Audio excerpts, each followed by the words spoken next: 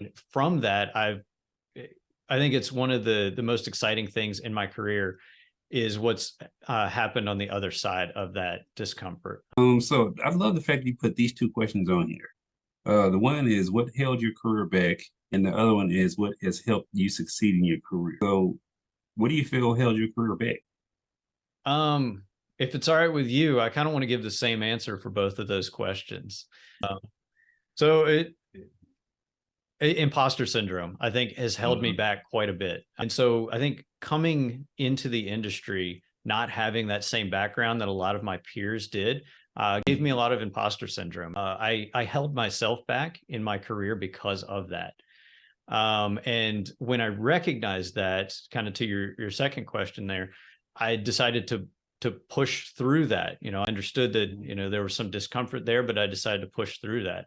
One of the ways that I've done that is to not only address my just kind of imposter syndrome around being in software engineering, but maybe not having the same background as others, and then also my kind of fear of things like public speaking. And so I Mhm. decided to push through that fear and pursue speaking at conferences and meetups and Mhm. that sort of thing.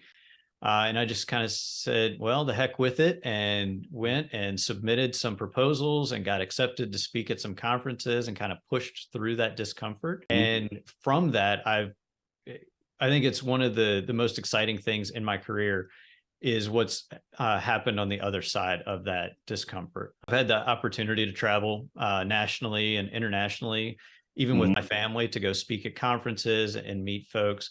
I've been issued a couple US patents for some software designs.